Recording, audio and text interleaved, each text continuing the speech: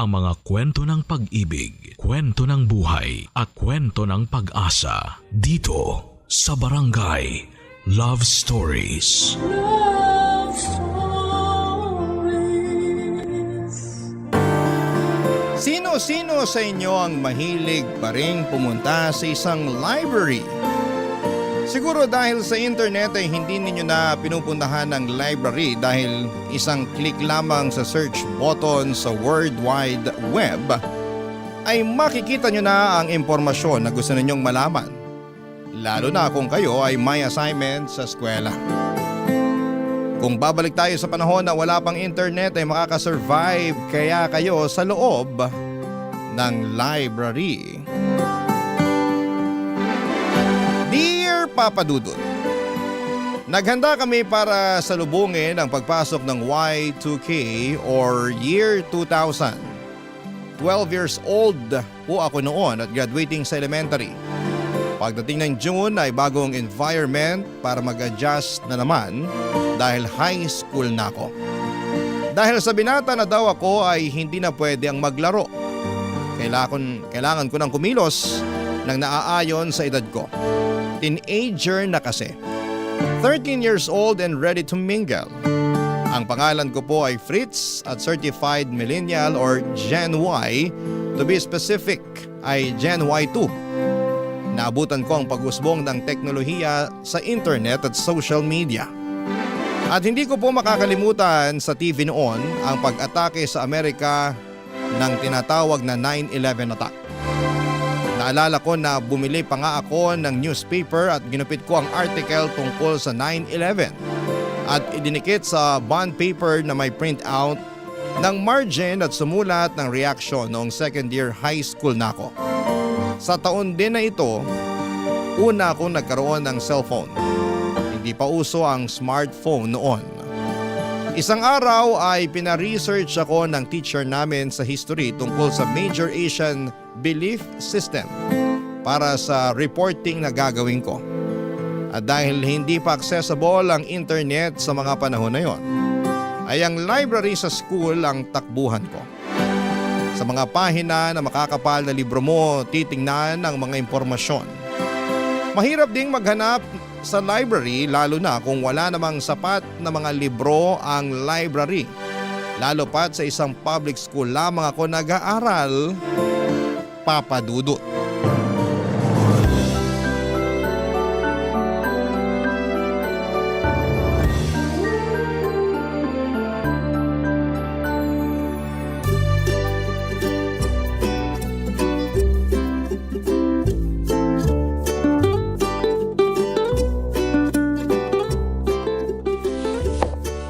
Ito ang Asian History Book. Yun! Salamat, Dario. Tinan mo to, Fritz. Ano ba yan? Grabe ka naman makatawa. Hinaan mo boses mo, baka pagalitan tayo ni Mrs. Cruz. Reproduction, tingnan mo. Manyak talaga nito. Pinag-aaralan ko kaya to. Anong manyak dyan? Nag-aaral ako ng biology natin. Mukha mo. Alam ko iniisip mo, no? Ito. Tingnan mo. Ano ba yan? Ganito palang itsura kapag nanganganak ang babae. Naku, ikaw talaga. Parang ang sakit ah. Hindi lang parang. Masakit talaga. Sabi nga ni Mama, parang ikamamatay daw niya eh. Sobrang sakit daw nung ipinanganak niya ako. Buti lalaki tayo. Bakit takot ka sa sakit? Bukla ka pala eh. Ito naman? Kaya dapat lang nating mahalin ang mga nanay natin. Tama. Sige na, mamaya ka na mangulit dyan. Mag-research pa ako ng report ko sa history. Huwag mo na muna ako istorbohin. O sige.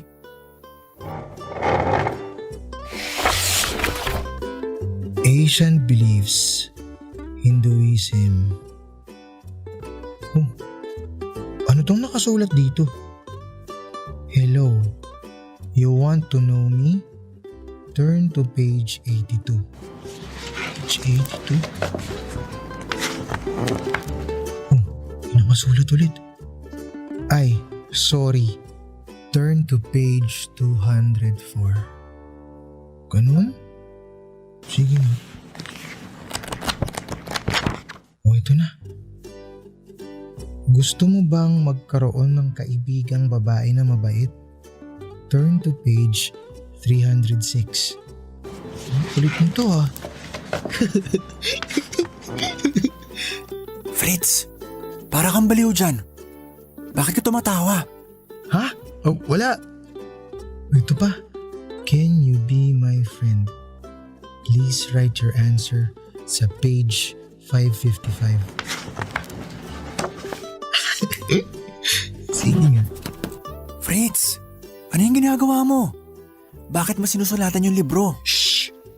Ka nga maingay. Fritz, bakit mo sinulat ang pangalan mo? Naku, bakit na nga yan? Mag-aral ka na lang ng reproductive system dyan.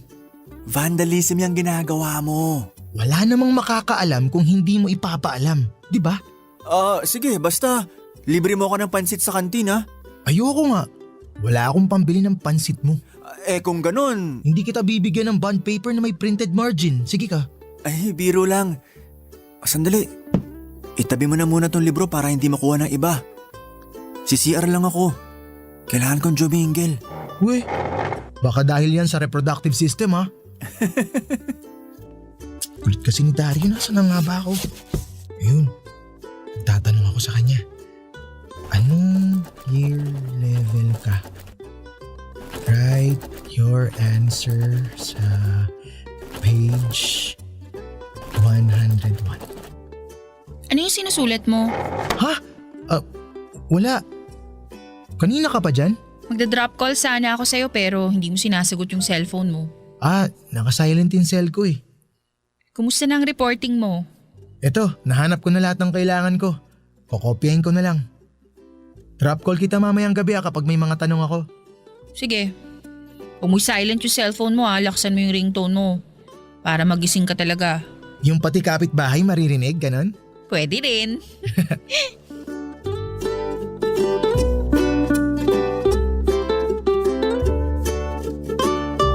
Si Dario ay kapitbahay ko at classmate ko na simula pa elementary. Si Joy naman ay naging classmate ko simula first year. Nagtatawagan kami gamit ang drop call para walang kaltas sa load. Malas mo na lamang kung hindi mo matansya at lalagpas ay siguradong kaltas sa load mo.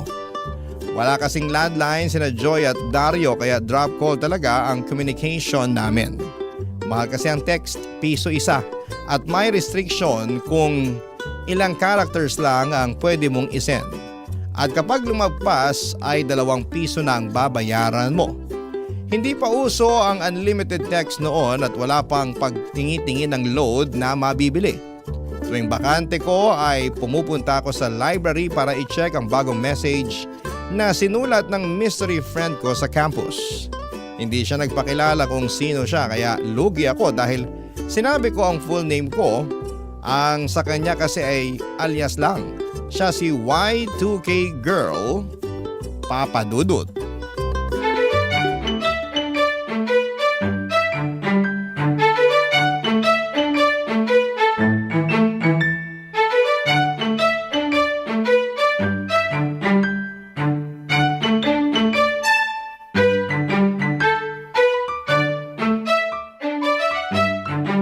Bakit pa tayo nandito sa library? Titingnan ko lang yung Asian history na libro. Wala naman tayong assignment Alam ko, sandali lang to. Dalian mo Oo, promise. Susunduin ako ng papa ko may pupuntahan daw kami. Oo, saglit lang, may titignan lang ako. Saan ba yun? Yun. Ang cute mo. Para akong airplane na nagka-crash sa'yo. Ay, kinikilig. Ano yan? Ha? Kapalitan ko ng message dito sa libro. Ano? Libreng text sa libro? Parang ganun na nga. Sino? Di ko nga alam eh. Y2K lang ang sabi niya. Patingin. Ang dami nyo ng exchange messages Binura ko na nga yung pangalan ko kasi alam naman niya kung sino ako. Huwakin na muna yung libro. May isusulat ako. Anong sinusulat mo? Sasabihin ko na parang love ko na siya. Ay, si Mrs. Cruz. Anong love? Bakit mo sinusulatan ng libro? Mrs. Cruz? Yes! Bakit mo sinusulatan ng libro? Akin na yung libro. Po? Akin na! Heto po. Hindi mo ba alam na ang ginawa mo ay isang violation? Kailangan mo magbigay ng explanation dito. Ma'am, At dito pa talaga kayo naglandian sa mga pahina ng libro? Mga batang to? Kailangan mong pumunta ng guidance office kasama ang mga magulang mo. pero ma'am. Ano pero? May kinalaman ka ba rito, Joy? Ma'am, wala pong kinalaman dito si Joy. Ako lang po ang sumulat sa libro. Ewan ko. Basta bukas after flag raising ceremony, pumunta ka sa guidance office kasama ang parents mo.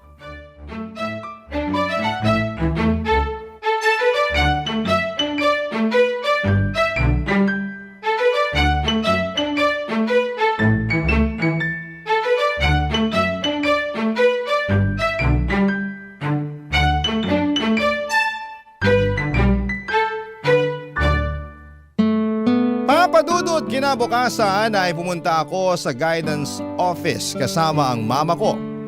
Pinapalitan sa akin ang libro ng bago. At pinasulat ako na huwag nang ulitin ang ginawa kong pagsusulat ng libro. Nahuli na lamang ako ni Mrs. Cruz. Papadudot ay hindi ko pa rin alam kung sino nga ba si Y2K Girl. Paano ko pa siya makikilala kung wala ng librong sinusulatan naming dalawa sa shelf ng library? Ibigay sa akin ang libro. Walang araw at gabi na hindi ko tinitignan ang libro at isang malaking palaisipan pa rin sa akin.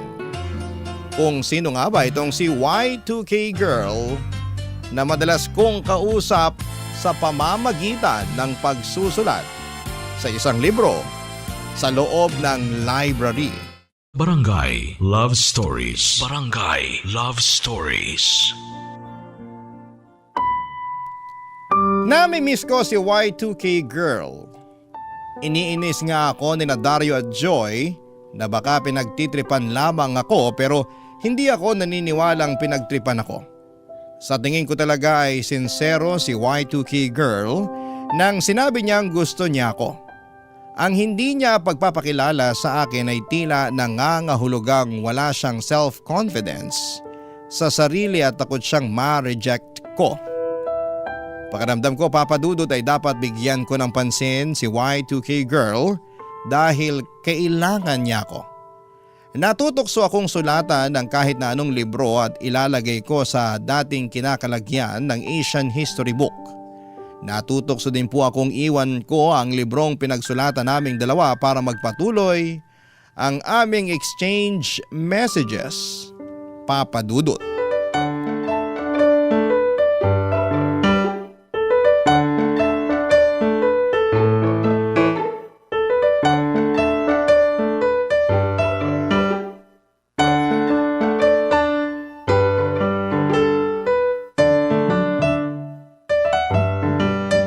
Aba, nandito si Fritz.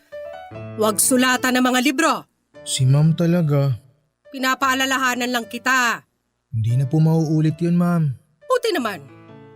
Teka, nahanap mo na ba yung Y2K Girl? Si ma'am naman eh. Anong si ma'am ka dyan? Umupo ka na at huwag maingay. Pag nakita kong humingiti ka habang kaharap ang libro, alam ko nang may ginagawa ka na namang kakaiba. Si ma'am naman mapanghusga. Hindi naman. Gusto ko lang na ang libro na hindi mo pag-aari hindi mo sinusulatan. Sige na, kung may i-research ka, hanapin mo na yung libro at gawin mo na ang assignments mo. Sige po, ma'am.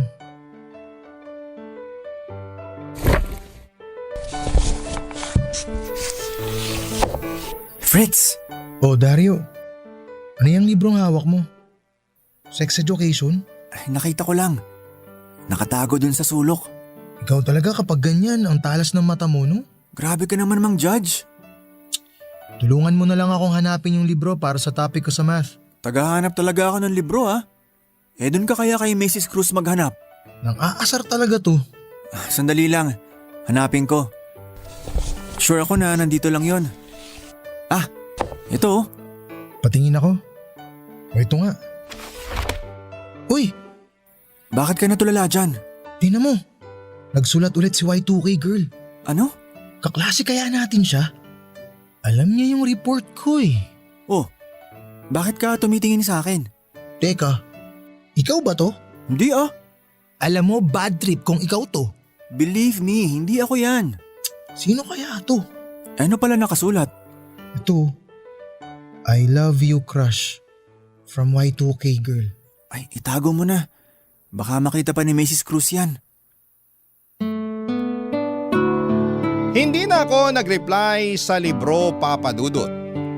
Isang palaisipan talaga sa akin kung sino siya. Ang alam ko ay kaklase ko siya at kung crush niya talaga ako ay sana'y magpakilala na siya para magkaalaman na. Alam niyo, Papa Dudut, may care kasi siya sa mga messages niya at feeling ko na mahal niya ako. Maliban na lamang kung pinaglololoko niya lamang ako.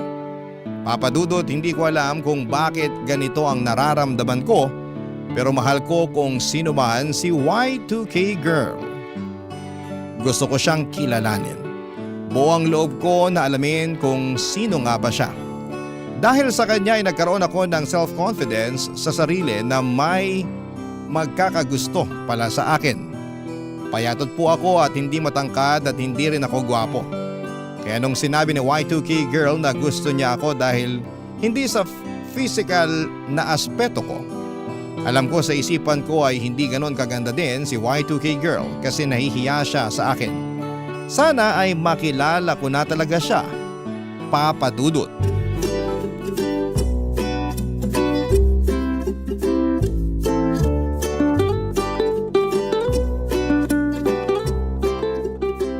Medyo mailap to. Hindi ko pa rin siya mahuli-huli. Huwag mo nang isipin. Kasi baka naghahanap lang siya ng tamang panahon para sabihin sa'yo kung sino talaga siya. Baka ganun, pero ewan ko. Mag-relax ka nga, para kang ewan dyan. Detective. Sino kaya siya sa mga kaklase natin, no? Sure ka talagang kaklase natin? Oo. Kasi lahat ng report topics ko dun siya nagsusulat. Kakaiba, lakas ng loob niya. Oo nga eh. Baka seryoso talaga siya sa nararamdaman niya sa'yo. Sa palagay ko nga. Sino bang pinaghihinalaan mo? Si Christine, si Amanda, at saka si Jana. Paano kung isa sa kanila si Y2K girl? Liligawan mo? Siyempre! Ganun? Ang bilis makasagot? Pero, paano kung iba? Walang ibang magkaka-interest sa akin. Silang tatlo lang ang suspect ko. Ay sandali, nag-text yung kagrupo ko. Mag-meeting kami. Iwan muna kita rito, Fritz ha. Bye! Okay, sige. Hay. Sino kaya sa kanilang tatlo si Y2K girl? Fritz, bakit ka nandito? Parang pwede ka nang pumalit kay Mrs. Cruz. Iniisip ko kasi kung sino kina Christine, Amanda at Jana si Y2K girl. Alam mo, para ka ring ewan. Paano kung hindi silang tatlo? Paano kung bakla? Hoy, habulin ng bakla. Kung hindi isa sa kanilang tatlo at bakla man si Y2K girl, ano naman masama dun? May chance ang bakla? Sino bang bakla sa mga kaklase natin? Si Mark at Louie? Isa kaya sa kanila si Y2K girl? Ewan ko. Huwag mo na lang munang isipin. Magkagrupo tayo. Sa bahay niyo tayo gagawa ng project natin. Kasi may printer kayo eh. Drop call na lang tayo bukas. Akala ni na Dario at Joy ay wala lang ito, pero para sa akin ay mahalaga si Y2K girl. Paano kaya kung tama si Dario na nasa kanilang dalawa ni Mark at Louie si Y2K girl?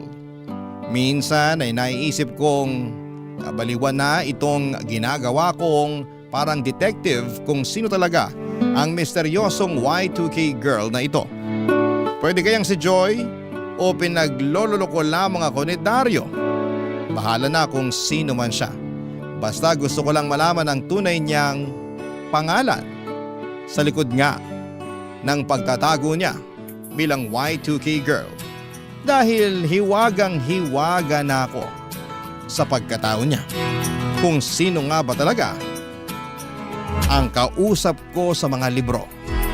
Sino nga ba ang totoong tao sa pangalan na Y2K girl? Barangay Love Stories. Barangay Love Stories.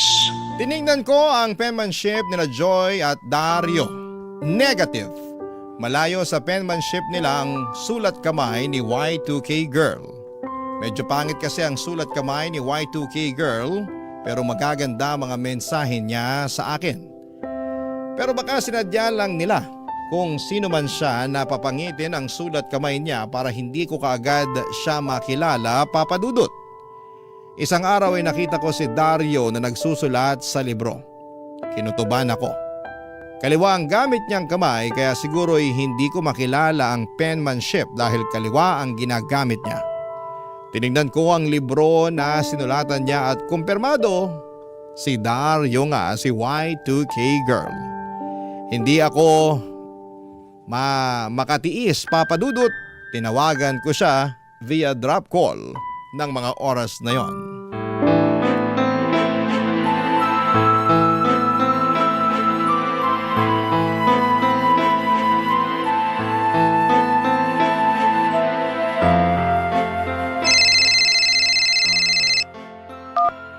Nasaan ka? Nasa bahay lang. Pwede ba tayo magkita? Bakit? Importante lang. Ganon? Oo, Saan? punta ako sa inyo. Bakit sa amin? Basta.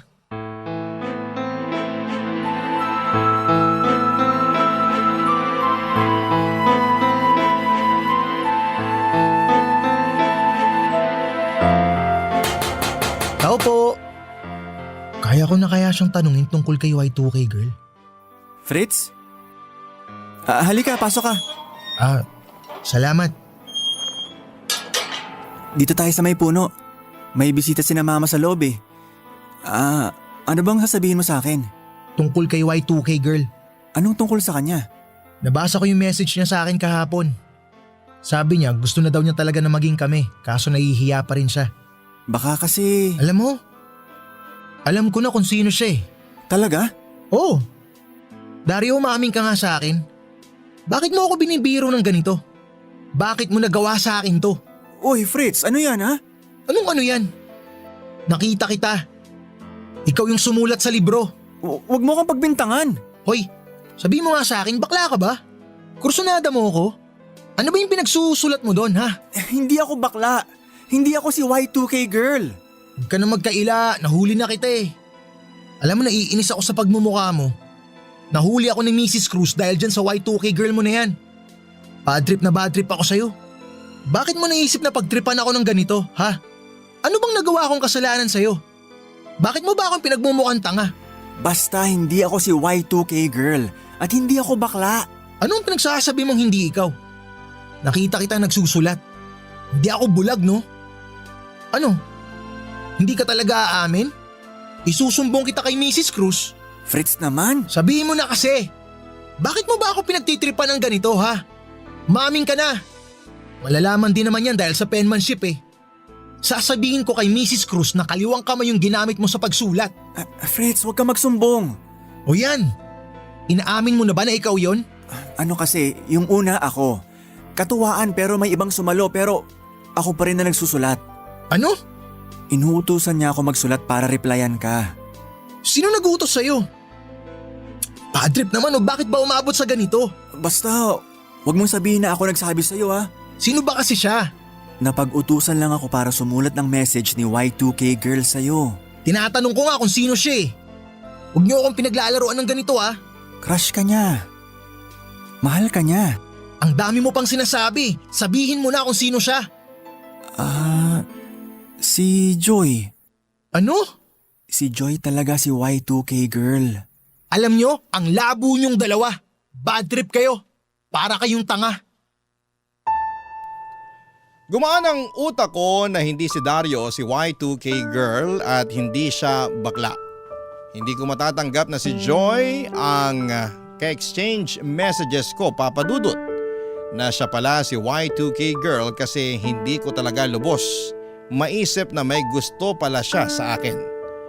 Hindi nga ako gwapo at hindi ko talaga alam kung totoo yung mga nakasulat doon o baka naman dinadagdagan lamang din ni Dario. Ang labo po talaga, Papa Dudut. At para matapos na ang lahat ay kinausap ko na ng harapan si Joy sa loob ng library habang may ginagawa siyang assignment. Hindi ko makuhang magalit sa kanya. May pakiramdam lamang ako na pinaglaruan niya lamang ako at hindi totoo ang mga nababasa ko at parang hindi sa kanya talaga galing yon. Pinigilan ko din na lumakas ang boses ko at mag-away kaming dalawa habang sinasabi ko sa kanya na alam ko na ang totoo dahil baka sa guidance office ang bagsak ko. Papa Dudut.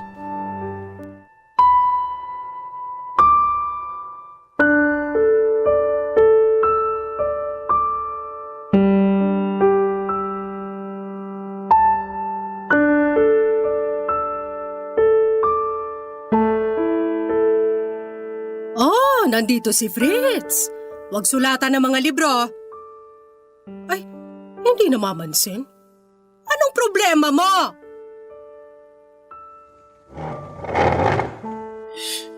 Joy, mag-usap tayo. Fritz? Alam mo naman na ilang buwan ko nang sinusubukang hulihin kung sino talaga si Y2K girl. Ngayon, kilala ko na siya. Alam mo na pala kung sino siya? Alam mo Joy, ang hindi ko lang talaga alam kung bakit umabot sa ganito. Totoo nga ako si Y2K girl. At totoo yung mga sinasabi ko. Mahal kita. Kung sakaling nagpapatawa ka, hindi nakakatuwa to. Fritz, I'm sorry. Hindi ko kasi alam kung paano sabihin sa'yo eh. Babae ako, hindi magandang unahan ko yung lalaki. Joy naman. Alam mo, ikaw din naman ang may kasalanan eh. Kasi in-entertain mo si Y2K girl. Ano? Ako ang may kasalanan? Patawarin mo naman na ako. Nakakainis lang Joy eh. Magkaibigan tayo. Ang nakakainis, halos lahat pinagdudahan ko. Tapos ikaw lang pala yun?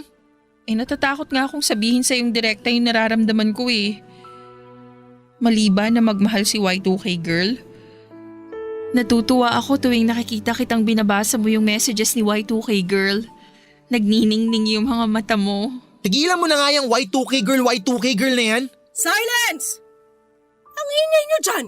Sorry ma'am. Makaalis na nga. Fritz, sandali! Fritz! Bakit parang ang sungit mo? Aba, hindi ako pinapansin.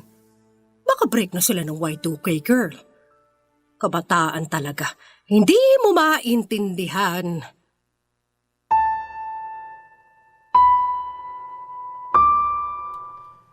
Papadudot nakita ko sa mga mukha ni Joy ang takot habang sinasabi ko sa kanya na hindi ko pa alam kung ano ang feelings ko sa totoong Y2K girl. Alam mo Papadudot, ang sama ng ginawa ko, na konsensya ko. Binalikan ko ang mga naisip ko dati na ikinatuwa ko kay Y2K girl. Pinasayan niya ako sa mga messages niya. May puwang si Y2K girl sa puso ko. Tama si Joy na kumikinang ang mga mata ko tuwing nagbabasa ako ng reply niya sa akin, kaya kinausap ko ulit si Joy at nagsorry ako sa kanya.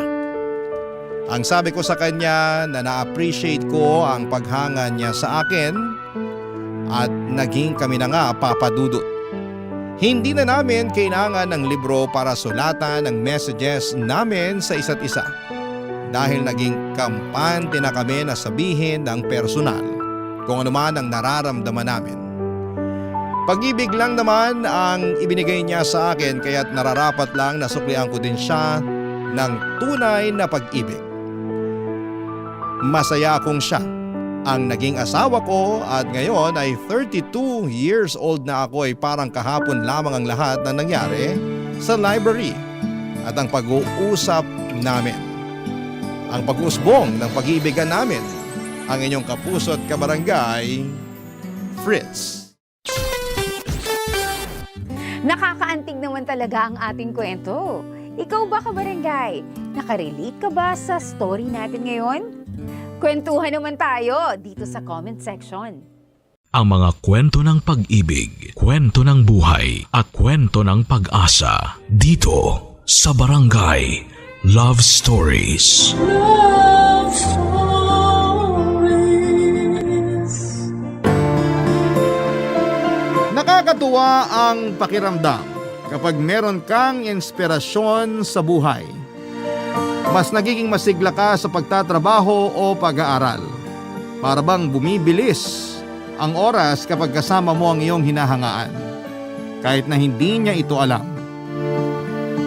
Ikaw kabarangay, naranasan mo na bang magmahal ng palihim?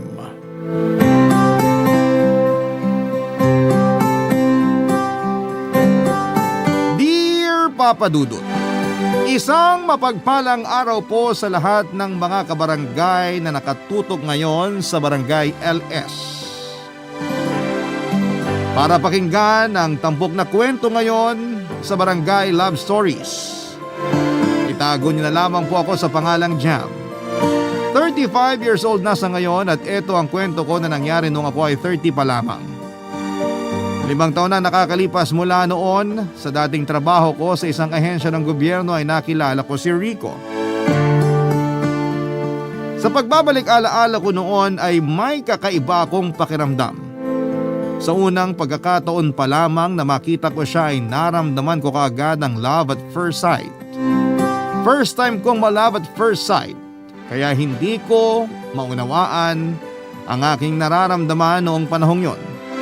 Alam ko na lalaki ako at feeling ko noon ay hindi normal para sa isang lalaki na magkaroon ng pagkagusto sa kapwa lalaki, o pwedeng sinasabi ko lang yon sa sarili ko para patayin ang nararamdaman ko para sa kanya. Nangyari ang unang pagkikita namin ni Rico nang dumalaw ako sa dati kong pinagtatrabahuhan na kung saan ay siya ay isang bagong empleyado. Si Dada na aking kaibigan na doon pa din nagtatrabaho, siya ang tanging nakakaalam ng aking pagkatao. Kaya nang dalawin ko siya ay ewan ko kung sinasadya niya, pero siya din ang nagpakilala sa akin kay Rico.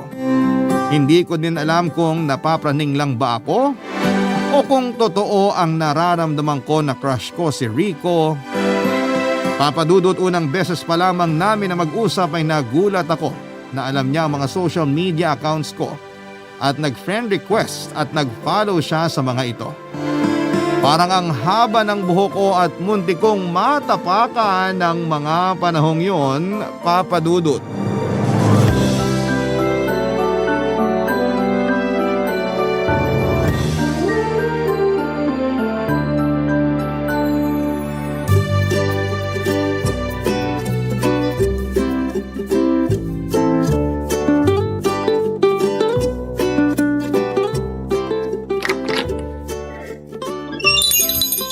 Magandang umaga po, Sir Jam. Oh, hi, good morning. Sana magandang araw mo. Likewise po, sir. Sana kayo rin. Kamusta ang unang linggo mo? Okay lang, sir. Medyo naninibago pa lang po. Bakit naman? Kasi iba po ang nature ng job. Diretsuhin mo nga ako. GRO ka ba dati dahil ibang nature ng job mo? GRO? Ano po yun, Sir Jam? Guest Relation Officer? Ah, okay. You mean nagtatrabaho sa bar? Nako, hindi po, no? Okay, fine. Sabi mo eh. So ano nga ang dati mong trabaho? Freelance model po ako, sir. Pero ngayon, side hustle ko na lang kasi may regular job na ako dito. Regular job? Hoy, huwag ka mag-a-assume. Contractual ka pa lang. Oo nga pala. Biro lang. Pero balik tayo sa usapan natin. Kamusta ang unang linggo mo? Sir, paulit-ulit po ba tayo? Ha? Biro lang din po. Okay naman po, Sir Jam. Kinakapaka-pa ko pa ang trabaho. Sabi ko nga po kanina, medyo naninibago. Anong kinakapa mo? Pardon, sir? Ay, wala. So ano na nga ulit ang trabaho mo dati? Sir naman eh, freelance model po. Ay, oo nga pala. Pero pagdating sa'yo, hindi ako nakakalimot. Ano yun, sir? Wala. Sige, hindi na ako magtatagal. Babalik na ako sa opisina at may tatapusin lang akong tao. Gusto mo isunod pa kita? Charot! Pakisabi na lang kay Dada umalis na ako. Hindi nyo na siya hihintayin? Hindi naman siyang ipinunta ko. Po? Wala. Ang sabi ko, ikaw, dapat galingan mo sa trabaho mo dito. Kasi kapag ako na ang section head mo, papahirapan talaga kita. Tiyos! Buti na lang pala, hindi kayo ang naging section head ko. Basta galingan mo para magtagal ka dito. Para madalaw kita palagi. Sir? Sabi ko aalis na ako. Ingat sir. Ay sir, siya nga pala. Check mo notification mo. Nag-send po kasi ako ng friend request sa mga social media accounts mo at na-follow ko na rin. Ang dami mo na palang followers ha. Stalker ka ba? Buti na lang cute ka. Ano ka mo sir? Paano mo naman nalaman ng mga social media accounts ko? Ano po yung cute? Anong cute? Ewan ko. Kung ano-ano nadidinig mo. Pero kung tinatanong mo ako kung cute ka sa tingin ko, medyo mataas standards ko eh. Grabe ka sa akin Sir Jam. Hoy, joke lang. Baka magtampo ka na sa akin at di mo na ako pansinin ha? Medyo sobra po kasi yung nasabi nyo. Pakibawi na lang po sa pamamagitan ng pagsasabing cute ako. Alam mo, chinichika mo naman ako eh. Bumalik ka na nga dun sa desk mo. Ingat sir. Okay, fine. Very good. Bye. Hindi nagtagal ay naging magkaibigan kami ni Rico Papadudot. Mas napadalas na rin ang pagbisita ko sa dating opisina ko, pero hindi ito dahil na-miss ko ang dati kong trabaho, kundi dahil pakiramdam ko ay nabubuo ang araw ko kapag nakakasama at nakakausap ko si Rico. Tuwing buwibisita ako sa opisina nila ay palagi akong nagpapabango, naghahanda ng mga joke at banat. Gusto ko po kasi na masaya si Rico kapag nandun ako, at minsan nga inaasar ko si Rico para mapansin niya ako. Hanggang isang araw ay in-invite niya ako na magkape sa baba ng kanilang opisina. Papadudot, aarte pa ba ako? Siyempre, agad akong pumayag. Saka isa pa ay libre naman niya. E di bongga po, hindi ba? Pero noong nasa coffee shop na kami, nagulat ako dahil ako pala ang magbabayad ng in-order namin.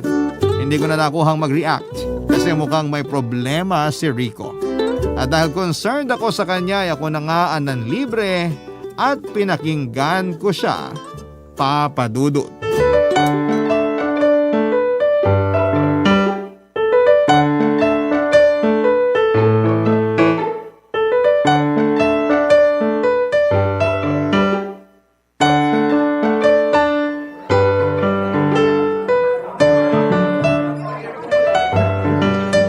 Rico, anong nakain mo at inimbitahan mo ko na magkape? Ikaw? Excuse me? Teka, libre ba to? Hindi. Hindi pa kami sumasahod. Di ba nga COS ako? Sa susunod na buwan pa ako sa sahod. Kanya-kanya pala to? Papalibre po muna sana ako eh. Kasi nga po… Sa susunod na buwan pa ang sahod mo. Ang tagal ah. Sige, kausapin ko si Dada para itanong niya sa HR and i-follow up niya ang salary mo. Talaga sir? Hulog ka talaga ng langit sa akin? No problem. Pero in fairness sa order mo ah. Oo sir. Isang hot matcha at isang pasta lang. Wow ha, matcha at pasta lang. Hiyang-hiya naman ako sa'yo at mukhang gutom na gutom ah.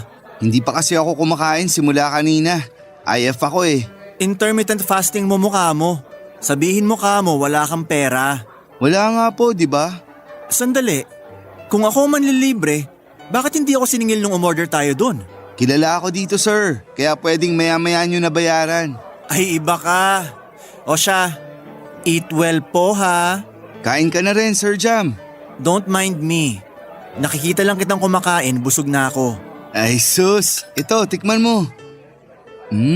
Sarap. Ganon? Isusubo tapos babawiin? Well, hindi pa naman bayad yan kaya bayaran mo na lang. Joke lang, wala nga akong pera eh.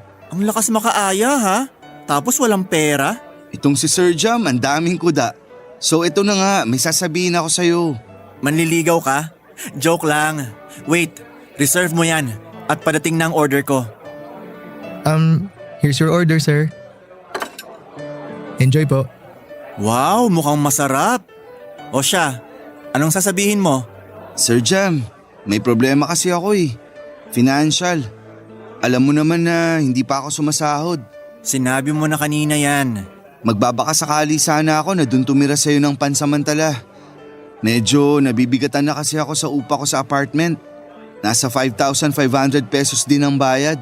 Labas pa dun ang tubig at ilaw. Kung okay lang naman sa'yo. Straight to the point ha?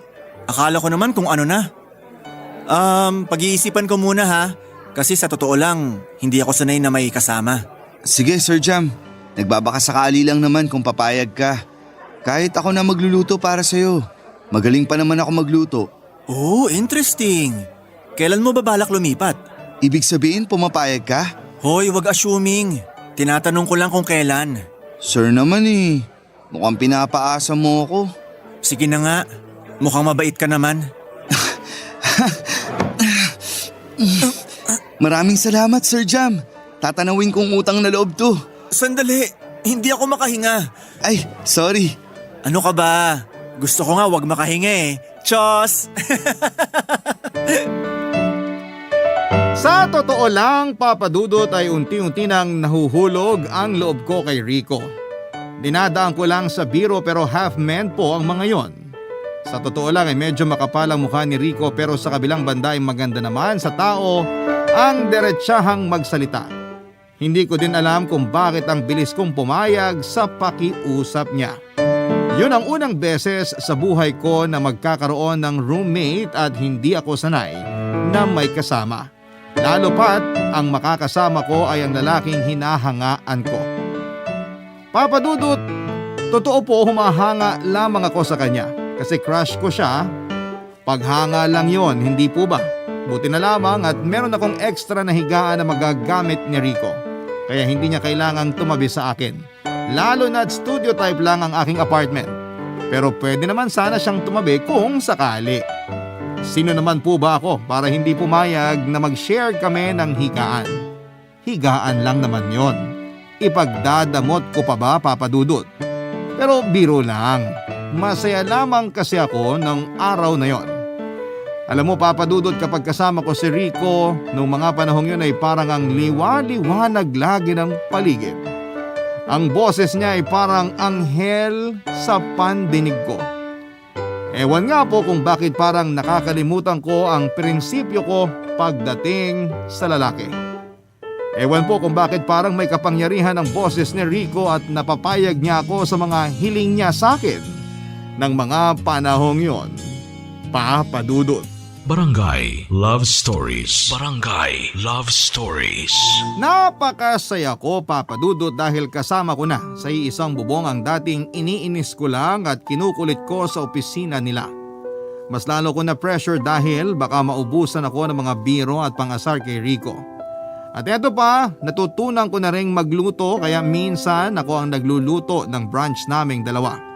Pero nahuli niya ako minsan na nanonood ng mga tutorial sa laptop ko kaya booking ako na feeling chef lang pala.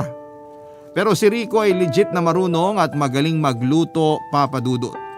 Minsan ay gumagawa pa siya ng pizza tuwing merienda at ako naman ang nagluluto para sa hapunan. Medyo feeling prinsesa ako sa mga ganung bagay at feeling lang naman.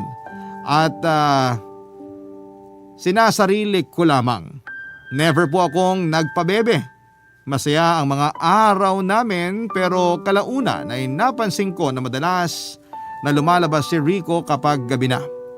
Marami akong natuklasan na may iba't ibang babaeng minimit si Rico at dinadala niya ang mga ito sa isang lugar. Hindi ko napigilang sundan sila at pakinggan ang kanilang pinag-uusapan. Kinabahan ako noon kasi baka mahuli ako ni Rico na sinusundan ko sila. Pero napagtanto ko na bahagi ng buhay niya yon, kaya tinigilan ko na ang pagsunod. Patuloy pa rin ang paglabas ni Rico sa gabi at akala niya ay hindi ko napapansin dahil nagpapanggap akong tulog. Isang beses nasumpungan kong sundan muli si Rico at laking gulat ko nang makita kong iba na naman ang kanyang kasama. Umupo sila sa isang waiting shed habang hinihintay ang pampasaherong tricycle at nag-usap. Sa ilang beses kong pagsunod kay Rico, yun lang ang babaeng nagtatrabaho sa drugstore na kakaiba kong tratuhin ni Rico. Iba kesa sa mga nauna kong sinundan, Papa Dudut.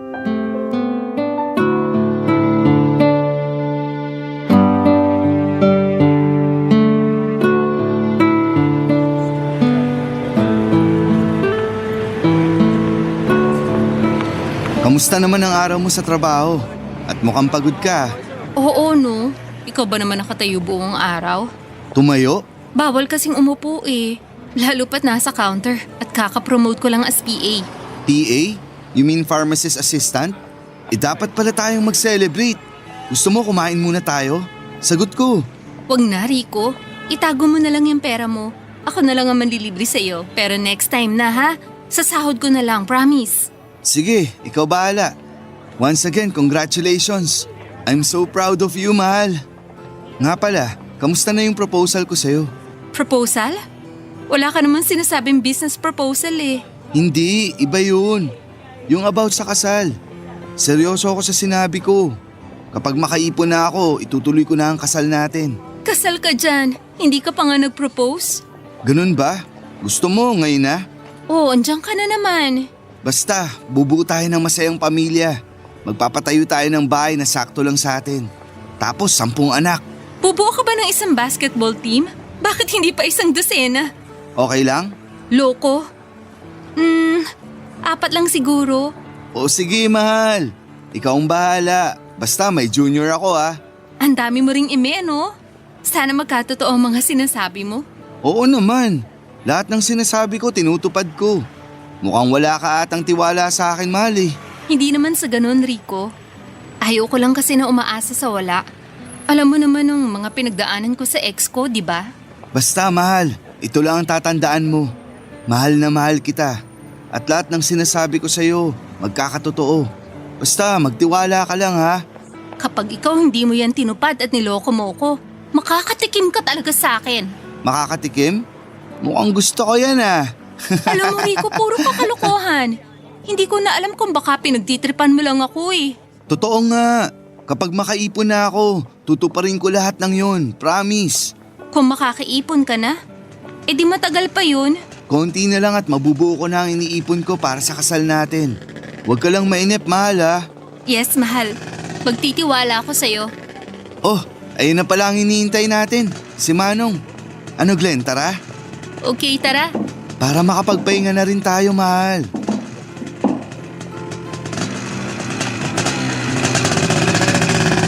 Mahal? Di kaya jowa niya to? First time kong may narinig na tinawag niya tong mahal ah.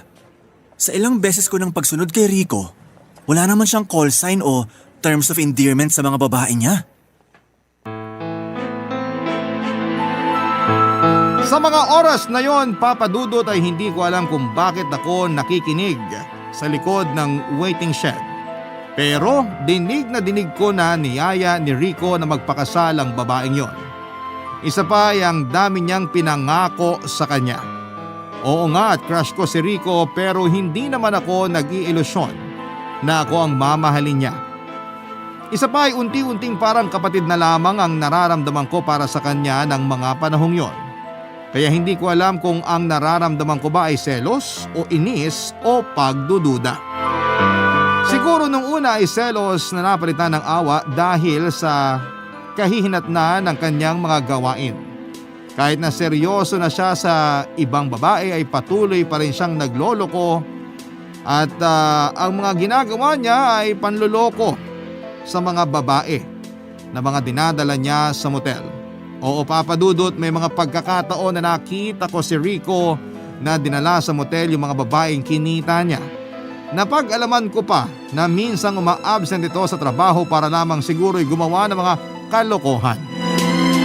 Hindi ko na sila sinundan pa pero nakakasigurado ako na ihahatid ni Rico diretso pa uwi ang babaeng yon kasi napansin ko na yung babaeng yon lang ang hindi dinala ni Rico sa motel. Pero minsang hindi ko sinasadyang umuwi ng maaga. Pagpasok ko sa apartment ay naabutan ko sina Rico at Glendy na hubot-hubad. Nagkagulatan pa kaming tatlo. Natulala at nanigas ako sa kinakatayuan ko at sila naman ay agad na nagbihis, Papa Dudut.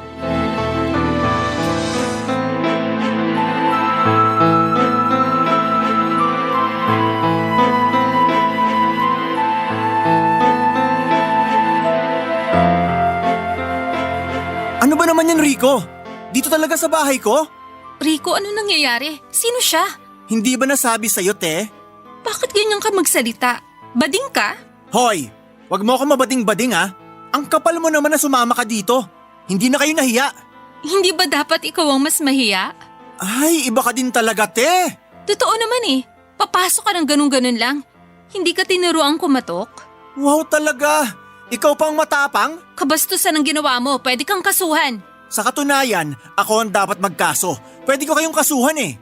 Kakasuhan ko kayo ng trespassing dahil wala kayong consent na pumasok sa bahay ko. Rico, naguguluhan ako. Sino ba siya? Anong sinasabi niya? Wala. Si Jam yan, ka-roommate ko lang. Nakikitira lang siya sa akin. Jam, mamaya na tayo mag-usap. Roommate? Nakikitira? Hiyang-hiya naman ako sa'yo. Pwede ba tigilan mo yung pagsiselos mo? Wala naman tayong relasyon na. Ano? Huwag mo ko binabastos ha? Kung sabihin ko kaya sa kasama mo na playboy ka at gabi-gabi lumalabas ka para i-meet up ang mga babae mo. At ito pa, sinasama mo sa motel. Ha? Jam, huwag kang gumawa ng storya. Mas lalo mo lang pinapalaki ang problema. At ako pa ngayon ang nagpapalaki ng problema? Sino ba dito ang trespassing at nanggulo sa dating tahimik na buhay ko? Di ba ikaw? Nakiusap ka na makikitira ka sa akin para makaipon ka. At ngayon ito pang igaganti mo sa akin? Ang kapal naman ng mukha mo, Rico. Rico, totoo ba ang sinasabi niya? Tama ka na nga, Jam. Kanina ka pa eh. Gumagawa ka na ng storya. Alam ng Panginoon kung sino nagsasabi sa atin ng totoo, Rico. Oo, at ako ang nagsasabi ng totoo. Gumagawa ka lang naman ng storya eh. Wow ha? Ako pa ngayon ang gumagawa ng istorya. Mahiya ka naman, Rico, sa mga pinagsasabi mo. Please, Jam, tumahimik ka na. Alam ko naman bakit ka nagagalit eh. Dahil may gusto ka sa akin, bakla ka. Alam mo, matagal ko nang alam yan, Jam. Pinapakisamahan na lang kita dahil nakikitira ako sa'yo. Oo, totoo nagkagusto ko sa'yo dati. At unti-unting nawala yon nung tumira ka na dito sa akin. Napalitan nyo ng malasakit at tinuring na lamang kita bilang kapatid. Naawa lang ako sa'yo nun, Rico. Kaya kita pinahintulutan tumira sa akin. At ito pang igaganti mo sa akin, ha? Aalis na ako at huwag niyo na akong idamay sa problema niyo. Glenn, makinig ka naman sa akin oh. Let me explain. Ang gusto ko, explain mo yung sinasabi niya. May mga babae ka ba? Huwag kang makinig sa kanya. Bahala ka na sa buhay mo, Rico. Sinungaling ka. Hindi ko inaasahan na magagawa mo to sa akin. Akala ko pa naman nagsasabi ka ng totoo. Baka nga ibang Rico pa tong kausap ko eh. Umamin ka. Totoo ba ang lahat ng sinabi niya? Umamin ka! Oo, Glenn, pero… Wala nang pero-pero! Diyan ka na! Manluloko ka! Akala ko ako lang! Diyan ka na! Glendy! O ano? Ba't ka tumahimik? Masaya ka na, ha? Tingnan mo ang nangyari. Iniwan na ako ng babaeng pinakamamahal ko. Kung hindi ka lang naging epal, edi sana hindi mangyayari to. Hindi ko akalain, Papa Dudut, na mauuwi kami sa pag-aaway ni Rico. Maayos naman ang pakikisama ko sa kanya kaya isang palaisipan sa akin kung bakit niya nagawa yon. Normal lang naman na sa babae at lalaki ang ginawa nila. Pero yung sa bahay ko, ginawa yon tapos ay ako pa yung mali ay ibang usapan naman po yun. Umalis si Rico pero bago siya umalis ay sinumbatan pa niya ako. Ako pa talaga ang nasumbatan. Pero hindi ko na lamang pinatulan kasi sa totoo lang ay nakakabobo.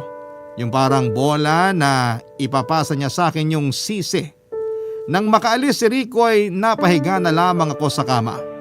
Ang daming iniisip at isa doon ay ang landlady ko. Siguradong nadinig niya ang iskandalo. Iba pa ang hiya ko naman sa mga kapitbahay ko. Marahil yun na nga ang katapusan ng aming pagkakaibigan at bilang roommates ni Rico. 2 buwan nang lumipas ay hindi ko na nakita si Ricong muli. At nakausap ko ang kaibigan kong si Dada na boss ni Rico sa trabaho.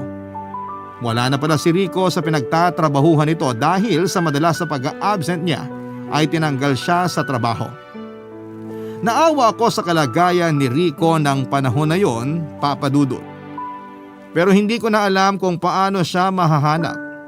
Isang araw ay may kumatok sa pintuan ng apartment ko, Papa Dudut. Barangay Love Stories. Barangay Love Stories. Pagkalipas ng 2 buwan ay may kumatok sa pinto ng aking apartment. At nang binuksan ko ito ay nakita ko si Glendy, ang babaeng kasama ni Rico ng gabing masira ang pagkakaibigan naming dalawa.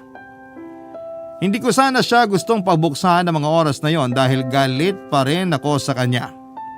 Pero hindi ko natiis kaya hinarap ko pa rin siya. At pagbukas ng pinto ay agad ko siyang nasigawan. Tumahimik na lamang siya at hindi niya ako sinigawan pabalik. Maya-maya ay may isang kapitbahay na dumaan sa tapat ng pinto ko at nakilala si Glendy bilang ang babaeng nag-iskandalo dati. Pinagsabihan siya ng aking kapitbahay ng medyo mga masasakit na mga salitang binitawan nito kay Glendy. Halos maiyak siya sa sinabi ng aking kapitbahay na kesyo malandi siya at sa bahay pa ng iba gumagawa ng himala. At dahil doon ay naawa naman ako kaya napilitan akong papasukin si Glendy para tantanan ng kapitbahay ko. Pero hindi lang doon ang awa na naramdaman ko nang pumasok siya sa loob ng tinutuluyan ko. Hindi ko alam kung ano pero naaawa ko sa kanya ng husto. Walang sarcasm yon, Papa Dudut, kasi parang hindi maganda ang dala niyang balita ng mga oras na yon.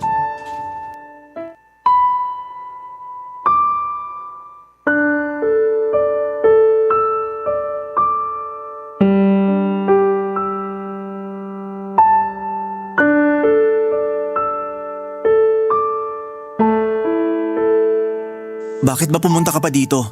Kung hinahanap mo si Rico, hindi na siya dito nakatira. Nako, kung ano man yung problema niyo ni Rico, labas na ako dyan, Glenn. Hindi ako naparito para maghatid ng gulo. Sa katunayan, hinahanap ko talaga si Rico. Nasaan na kaya siya? Saan siya lumipat? Hindi ko alam. Wala na kaming komunikasyon matapos yung araw na nag-iskandalo tayong tatlo. Humihingi ako ng tawad sa nangyari noon. Patawarin mo ako sa mga nasabi ko sa iyo noon, ha? Ano pa nga ba? Ang tagal na din naman nun eh. Eh di kalimutan na lang natin. Salamat. Jam? Hindi kasi tayo na ipakilala ng maayos. Oo, Jam nga. At ikaw si Glendy o Glenn. O tawagan nyo lang ni Rico ang Glenn. Glenn talaga ang nickname ko sa lahat, hindi lang kay Rico. Pasensya ka na pala kung magulo ngayon dito sa apartment ko. Wala kasi ako sa tamang katinuan ngayon para maglinis. Sa dami rin ng mga problemang iniisip. Okay lang, Jam. Hindi naman ako magtatagal. Pero itatanong ko lang uli kung may ideya ka kung saan na kaya si Rico ngayon. Ewan ko. 2 buwan na rin nung huli ko siyang nakita simula nung nag-away tayo. Actually, kinokontak ko rin siya pero hindi sumasagot. Nalaman ko nga na nasisante siya sa pinagkatrabahuhan niya. Ikaw ba? Hindi mo na rin ba siya nakontak? Hindi na Actually, ako yung nagtago noon. Pero nung mapagpasyahan ko siyang kontakin, wala na. Hindi niya na sinasagot ang telepono niya. Ganon din siya sa akin. Natanggal pala siya sa trabaho. Paano kaya siya nabubuhay? Sa palagay ko, nagpalit siya ng SIM card. Baka nga. Di bale, susubukan kong kontakin. Magtatanong ako sa iba pa naming mga kaibigan. Sa totoo lang, Jam, naaawa rin ako sa kalagayan ni Rico. At nalaman ko pa na nasisante siya sa pinagtatrabahuhan niya. Baka kaya siguro siya nagpabaya sa trabaho dahil sa mga nangyari. Oo, siguro hindi niya rin kinaya mga nangyari. Siya nga pala, ano ba sana pakay mo sa kanya? Makikipagbalikan ka ba sa kanya? Hindi. Pumarito ako dahil gusto ko lang magpaalam. Magpaalam? If you don't mind, anong sasabihin mo sa kanya? Magpapaalam lang sana ako sa kanya na aalis na ako at pupunta muna sa ibang bansa. Jam, huwag ka magugulat. Buntis ako at si Rico ang ama. Totoo bang narinig ko, Glenn? Nabuntis ka? At si Rico ang ama ng batang yan? Oo, Jam. At kay Rico ko lang binigay ang pagkababae ko. Kaya nakakasiguro akong anak namin to ni Rico. Kung ganun, dapat lang pala nakontakin natin si Rico. Teka, subukan ko kontakin para mapanagutan niya ang batang yan. Wag na, Jam. Actually, hindi dahil dyan ang pinunta ko dito Hindi para panagutan ni Rico ang bata. Kundi para ipaalam lang na pinagbubuntis ko ang anak namin ni Rico. At aalis na ako papuntang ibang bansa. Jam, pumarito din ako dahil gusto kong humingi ng kapatawaran sa mga nasabi at inasal ko noong mga panahong nag-away tayo. Ako din. Gusto kong humingi ng tawad at nahusgahan ko ang pagkatao mo. Tao lang tayo, nagkakamali. Sorry talaga, Glenn. Sana mapatawad mo rin ako. Salamat, Jam. At napatawad mo na rin ako. Oo naman. At saka wala ka naman talaga dapat ihingi ng tawad Sa katunayan pa nga, dapat ako talaga masihingi ng patawad dahil sa mga masasakit na nasabi ko sa'yo. Naku, wala yun. Mabuti pa. Kalimutan na lang natin ang nakaraan. Mabuti pa nga. At sana nga, magsilbing leksyon din ang mga nangyari para kay Rico. Sinabi mo pa. Maraming salamat talaga, Jam. Yeah, sure. So, let's be friends na? Mag-iingat ka, Glenn. Salamat, Jam. At kayo rin. Nagulat ako sa mga narinig ko, Papa Dudut. Nang malaman kong buntis si Glenn at si Rico ang ama, hindi ko lubos maisip na aabot sa ganung punto ang mga pangyayari. Kaya agad kong kinontak si Rico upang ipaalam sa kanya na nagkita kami ni Glenn at nag-usap tungkol sa kanyang kalagayan. Hindi talaga ako mapakali sa aking mga nalaman, pero paano ko sasabihin kay Rico kung ayaw niyang magpakita o magparamdam man lamang. Makalipas nga ang 1 taon ay naalala ko ang lumang numero ni Rico, yung dating niyang ginagamit. Walang mawawala kung susubukan kong magbaka sakali. Tinawagan ko ang numero, nag-ring at sinagot ni Rico. Yun pala ang numero na pinarehistro niya bilang kanyang permanenteng gagamitin. Kahit na alam namin ang boses ng isa't isa ay nagulat pa rin kaming dalawa at nagkatanungan kung kami nga ang magkausap ng mga oras na yon. Naghingian kami ng kapatawaran at nagkapatawaran. Nagkumustahan, nagtawanan, nag-catch up kami, Papa Dudut. Nakiusap ako sa kanya na kung pwede ba kaming mag-usap ng harapan. Agad naman siyang pumayag si Rico kaya nag-set kami ng araw at napagkasunduan sa isang pizza house magkita, Papa Dudut.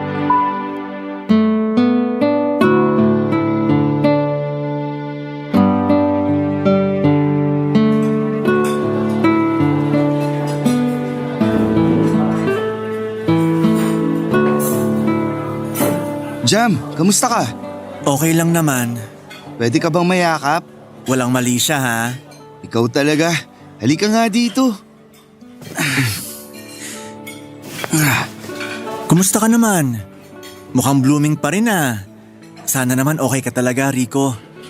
Teka, dito ka na pala nagtatrabaho sa pizza house? Oo, at hindi lang nagtatrabaho, Jam. Kundi ako ang may-ari ng pizza house na to. Pwede nga. Yan ka na naman eh. Pinaprank mo naman ata ako eh. Baka may camera dito, ha? Oo nga. Nakaipon ako ng malaki nung nakikitira ako sa apartment mo. Talaga ba? Nice. Nakakatuwa naman tong achievement mo. Salamat. Ikaw naman, mukhang iyamanin ka na rin eh. Nasa government ka pa rin ba? Nako, di naman. Ganyan na talaga ako. Woke up like this. Charot.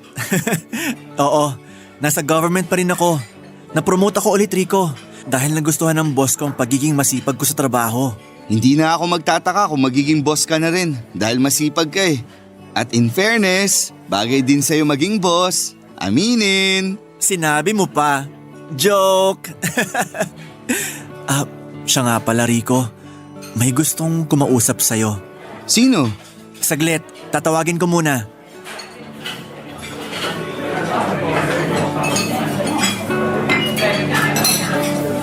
Glenn? Rico, kumusta? Glendy? Oo nga, siya nga yan. Hindi ka makapaniwala? Nabigla lang ako. Okay naman ako. Sinong baby na to? Uy, natutulog. Ang cute naman. Kargahin mo siya. Ha? Oh, dahan-dahan. Hindi ako sanay ha. Sino ba tong cute na baby na to? Si Baby Rica. Anak natin. Paano nangyari yun? Di ba nung umalis ka, hindi ka naman buntis? Jam, may alam ka ba dito? Kamakailan ko lang din nalaman. At pinakita ni Glendy sa akin ang resulta ng DNA test. Napatunayan na anak mo si Rica.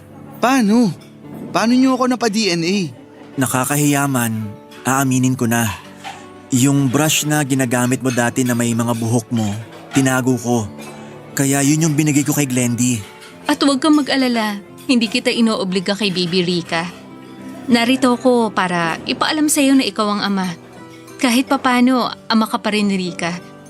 Ayoko rin na walang kilalang ama si Rica, kaya minabuti ko na lang na ipaalam sa'yo to para na rin sa kapakanan ng bata. Di ako makapaniwala na magbubunga ang ating pagmamahalan dati, Glenn.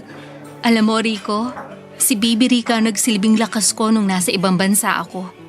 Nangarap ako ng maayos na buhay para sa kanya. Anak, tulog ka lang ha. Kakargain kita. Ako ang papa mo. Mana sa'yo yan eh. Tulog mantika. Pati itsura ko namana niya. Sige na nga. Ilong, lips. Ewan ko yung mata kung sa akin namana. Nakapikit pa kasi siya eh. Ako ba walang ambag sa itsura ni baby? Sana ang kabaitan mo. Ano ba? Maiiyak ako niyan eh. Huwag kang iiyak. Baka magising si baby. Oo nga. Ay, tama na nga muna yung papuri sa akin. Mabuti pa Rico, ibigay mo muna kay Glendy si Rika. Tapos lutuan mo kami ng bestseller mong pizza. Balita ko masarap raw ang pizza nyo rito. Ay oo. Ipapatikim ko sa inyo ang chicken pastil pizza. 30 minutes lang, luto yun. Isasalang ko lang, tapos kwentuhan tayo. Bittersweet ang moment na yon at puno ng kasiyahan para kay Rico. Lubos ako nagpapasalamat sa Panginoon, Papa Dudut, dahil nagkapatawaran kami at wala nang galit sa aming mga puso.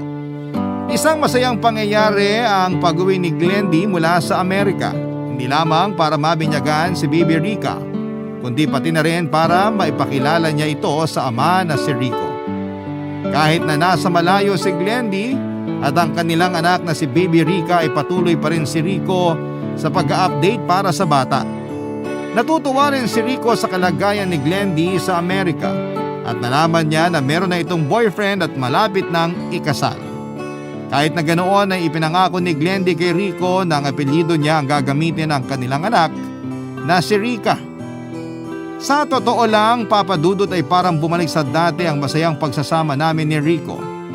Ngayon ay nakatira na ako sa bahay niya. Oo, Papa Dudut, may sarili ng bahay si Rico at sa kanya ako nakatira.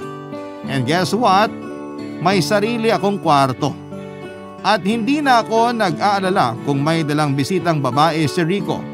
Alam ni Rico na sapat na ang espasyo para sa aming dalawa. Salamat po ng very big, Papa Dudut, sa pagbasa ng sulat ko.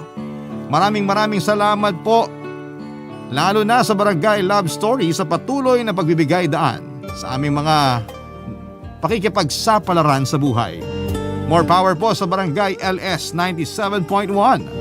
Ang inyong forever kapuso at ka-barangay Jam.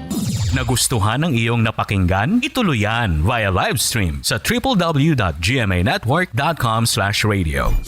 Barangay LS 97.1 Forever.